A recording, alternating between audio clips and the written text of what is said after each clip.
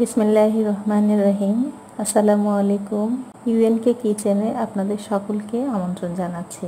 আজকে আপনাদেরকে যে রেসিপিটি দেখাবো সেটি হচ্ছে এগ ভেজিটেবলস। আর এই রেসিপিটা খুবই সহজ। আর এই রেসিপিটা যেমন সহজ, খেতেও অনেক সুস্বাদু আর পুষ্টিগুণেও ভরপুর। আর আজকের এই রেসিপিটি তৈরি করছি স্পেশালি ছোট বেবিদের জন্য, যারা একদম ঝাল খেতে পারে না। আমি এই রেসিপিতে একটুও ঝাল ব্যবহার করব না। এই এগ ভেজিটেবলস যেমন বড় বেবিদেরকে দিতে পারবেন, তেমনি 10 মাসের বেবিদেরকেও খাওয়াতে পারবেন। আমি পুরো প্রসেসটা আপনাদেরকে দেখিয়ে দিব এবং সহজ ওয়েতে করতে পারবেন। আশা করছি ভালো লাগবে। তাহলে চলুন দেখে নেওয়া যাক এই রেসিপিতে কি কি লাগছে। আমি এখানে নিয়ে নিয়েছি হাফ কাপের মতো ব্রোকলি, ছোট ছোট করে কেটে নিয়েছি। আর নিয়েছি গাজর হাফ কাপ, এটা আমি কিউব করে ছোট ছোট করে কেটে নিয়েছি। আর সাথে নিয়েছি আলু, এটাও গাজরের মতো করে কেটে নিয়েছি। এর সাথে যেহেতু এগ ভেজিটেবলস, আর এর জন্য আমি নিয়ে নিব একটা এগ।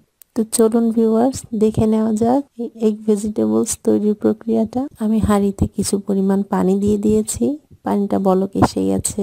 এখন আমি এর মধ্যে দিয়ে দিব গাজর এবং আলু। এই দুটি সবজি সেদ্ধ হতে একটু বেশি সময় লাগে, সেজন্য এই দুটিকে আমি প্রথমে সেদ্ধ করতে দিয়ে দিচ্ছি। আর দিয়ে দিচ্ছি সামান্য পরিমাণ লবণ। এখন এই আলু এবং গাজরটাকে আমি 5 মিনিটের মতো সেদ্ধ করে নেব। ঢাকনা দিয়ে ঢেকে দিচ্ছি। আমার 5 মিনিট হয়ে গেছে। এখন আমি দিয়ে দিচ্ছি ব্রোকলিটা। ব্রোকলি দিয়ে আমি আর ঢাকনা দিয়ে ঢেকে দিব না, তাহলে কালারটা নষ্ট হয়ে যাবে। আচ্ছা, সবজিটা সেদ্ধ হতে হতে কিছু কথা বলে রাখি। এই যে এগ ভেজিটেবলসটি আমি রান্না করছি, এটি যেমন খেতে সুস্বাদু হবে, তেমনি পুষ্টিগুণে ভরপুর। এই সবজিটিতে আমি ব্যবহার করছি গাজর, ব্রোকলি, আলু এবং ডিম। এই সবগুলির কম্বিনেশনে তৈরি হবে মজাদার একটি খাবার এবং পুষ্টিগুণও থাকবে ভরপুর। গাজরে রয়েছে ভিটামিন এ ও বিটা ক্যারোটিন। ভিটামিন এ চোখকে ভালো রাখবে, আর বিটা ক্যারোটিন শরীরে টক্সিন দূর করবে। ডিমে আছে লৌহ, ফসফরাস, ক্যালসিয়াম, খনিজ পদার্থ, ভিটামিন এ, থায়ামিন এবং ভিটামিন ডি।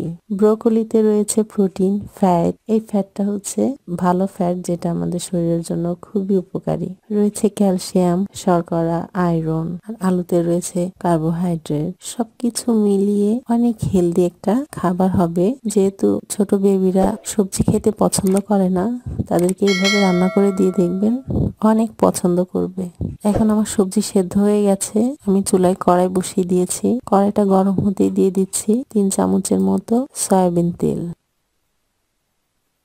তেলটা গরম হয়ে এসেছে। এই পর্যায়ে আমি দিয়ে দিচ্ছি কুচি করে রাখা একটা পেঁয়াজ, দিয়ে দিচ্ছি 1 কোয়া রসুন। কিছুটা ভেজে নিব, ব্রাউন কালার করে নেব, গোল্ডেন ব্রাউন। এই ফাঁকে একটু দেখিয়ে দিচ্ছি, সবজিটা আমি একটা স্ট্রেনারে ঢেলে রেখেছি। কতটা সেদ্ধ হয়েছে দেখুন। আর আমি কিন্তু পানিটা ফেলে দেইনি, যেহেতু বলেছি যে 10 মাসের বেবিদের জন্য এই খাবারটা খাওয়ানো যাবে, তো সেই খাবার প্রস্তুতের জন্য আমি পানিটা রেখে দিয়েছি। পেঁয়াজটা আমার বাদামি হয়ে এসেছে।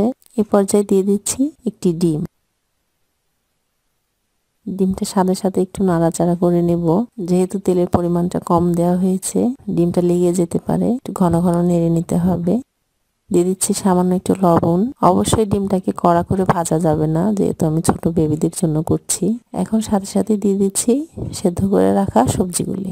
একটা কথা বলে রাখি, এই যে সবজিটা সেদ্ধ করেছি, যদি বড়দের জন্য করেন, যারা সবজিটা এমনি চিবিয়ে খেতে পারবে, অবশ্যই অল্প পানি দিয়ে সেদ্ধ করে নেবেন, তাহলে পানিটা ফেলে দেওয়া লাগবে না। এটা আমি ছোট বেবিদের জন্য, যে বেবিদের বয়স মাত্র দেখা যাচ্ছে 9-10 মাস, তাদেরকেও যাতে খাওয়ানো যায়, সেই জন্য এই রেসিপিটা। আর এই জন্য আমি পানিটা রেখে দিয়েছি, যাতে এক্সট্রা পানি দেওয়া না লাগে, এই সবজির পানি দিয়েই তৈরি করা যায়। এখন একটু নাড়াচাড়া করে 2 মিনিটের মতো নাড়াচাড়া করে নিচ্ছি।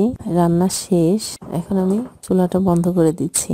এখন চলে আসছি সেই বেবিদের জন্য খাবারটা তৈরিতে। পাশের স্ক্রিনে দেখতেই পাচ্ছেন, আমি এভাবে নিচে একটা পাত্র রেখেছি, আর চামচ দিয়ে ঘষে ঘষে একটু ব্লেন্ড টাইপের করে নিচ্ছি। ব্লেন্ডারে দিব না, একটু গোটা গোটা খাবার খাওয়ানোই ভালো ছোট বাচ্চাদের, এই জন্য আমি এটাতে করে নিচ্ছি। ডাক্তাররাও সবসময় বলে একটু দানা খাবার খাওয়াতে। একটু সাজিয়ে দিলাম। আশা করছি ভিডিওটি কাজে লাগবে। আপনার বাচ্চাকে তৈরি করে খাওয়াবেন। কেমন লাগলো কমেন্টস করে জানাবেন। ভিডিওটি ভালো লাগলে আপনার ফ্রেন্ডদের সঙ্গে শেয়ার করবেন আর আমার চ্যানেলে নতুন হলে অবশ্যই একটা সাবস্ক্রাইব করবেন। আবারও দেখা হবে নতুন কোনো ভিডিওতে। তত পর্যন্ত ভালো থাকবেন। আল্লাহ হাফেজ।